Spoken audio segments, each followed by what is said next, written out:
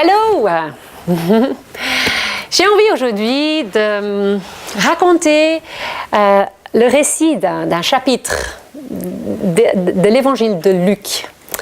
Alors, Luc 15, c'est donc un chapitre où Jésus raconte 3 histoires.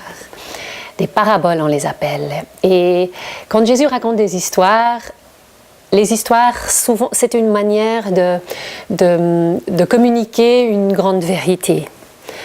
En le racontant par des histoires. Et très souvent, ce sont des circonstances qui déclenchent ces histoires. Et donc, le contexte de ces 3 histoires qui sont le brebis perdu, la pièce perdue et le parabole du fils perdu, voilà le contexte. De plus en plus, Jésus se trouvait entouré par des gens d'une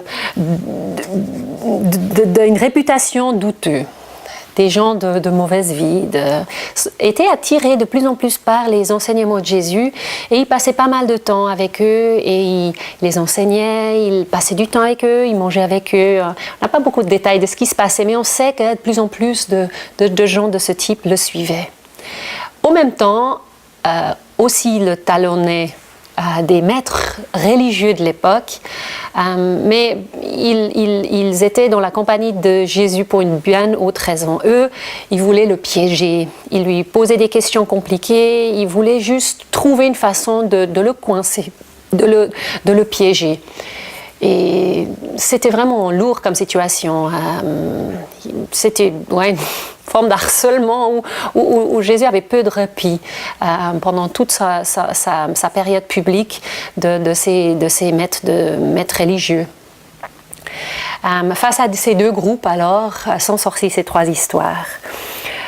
Je vais les résumer brièvement. Donc, l'histoire, la parabole du brebis perdu, c'est un berger qui a 100 moutons.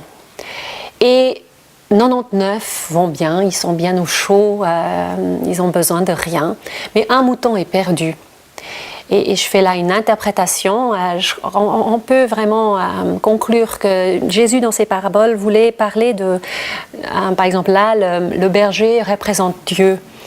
Son attitude face à des gens perdus ou de la vie. Et ce berger, donc, va par monts et par vaux chercher un brebis perdu. Il a les 99 qui ont besoin de rien, mais lui, toute sa concentration et toute son énergie va être donnée pour un brebis qui est perdu, alors j'aime bien l'imaginer par tous les temps mauvais, une grande tempête qui cherche inlassablement ce brebis. Et toutes les 3 histoires finissent un peu pareil. Il y a des grandes réjouissances dans le ciel, carrément. Il dit, dans le ciel, il y a une grande fête qui est faite pour une personne qui a été perdue et qui se laisse trouver par Dieu. C'est une grande cause de festivité, de célébration. Ce berger va donc appeler ses amis, faire la fête, parce qu'il est tellement heureux à cause d'un brebis trouvé. Il y a la 2e histoire, est assez semblable. C'est une femme qui a 10 pièces d'or. Et on peut imaginer peut-être un de ces colliers à l'oriental où il y a des pièces de monnaie. Et une pièce manque. Et elle va pas se reposer avant d'avoir trouvé cette une pièce qui est perdue. Et là, elle va appeler ses voisines, appeler ses amis et faire la fête parce que cette pièce a été retrouvée. La 3e histoire est le fils et l'histoire, et on l'appelle souvent l'histoire du fils prodigue. C'est donc l'histoire d'un père qui a 2 fils, et un des fils fait l'irréparable. Il demande en fait sa part d'héritage avant la mort de son père, encore de son vivant. Et l'histoire raconte qu'il part dans un pays lointain et qu'il il l'utilise d'une manière indisciplinée, dissipée. Il va vraiment perdre cet argent de manière vraiment irresponsable. Arrive au bout du rouleau et la famine guette et il est vraiment sans le sou. Là, il se souvient, mon père, est à la maison, les serviteurs mangent bien mieux que moi, je vais rentrer, je vais lui faire des excuses, je lui demanderai d'être son esclave. Mais l'histoire dit que, waouh, le père, ça fait des années, il guettait. Depuis quand? On ne sait pas. Il guette la venue de son fils et il se lève et il court en direction de son fils. Il se jette autour de son cou et il n'écoute pas ses excuses. Il parle à ses serviteurs, mais faisons la fête. Mon fils qui est perdu est revenu. Ces trois histoires racontent donc de manière vraiment très claire combien Dieu se réjouit quand on est perdu et on revient. Moi, la leçon que je tire de ces histoires, c'est ça me fait réfléchir dans quelle catégorie de gens je me trouve. Est-ce que je fais partie de ce groupe de personnes autosuffisants qui savent, qui ont besoin de rien, qui besoin de personne, qui suffit à eux-mêmes? Ou est-ce que je fais partie de ces groupes de personnes qui se savent en manque, qui se savent perdus, qui se savent ont besoin d'être trouvés, sauvés, qui connaissent leur pauvreté, leur misère et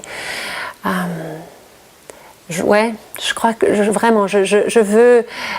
réalise le bonheur et la fête qui est là pour justement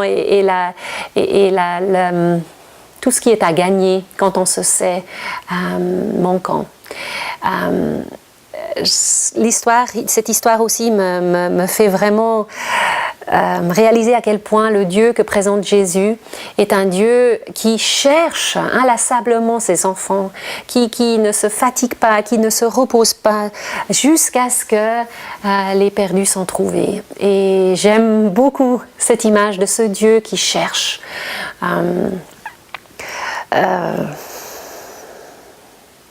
Savoir aussi qu'il y a une maison, quelque part, il y a un besoin très profond en nous d'être à la maison, d'être accueillis, et je crois que ça correspond peut-être à ce grand besoin, ou peut-être en fait cette grande réponse que Dieu dit, il y a un chez moi, et je veux vous amener chez vous, chez moi, vous accueillir. Et alors, ces festivités, c'est aussi une bonne nouvelle. Et j'aime les fêtes. Et ça me réjouit de savoir que Dieu aussi, lui, il les aime beaucoup. Ciao!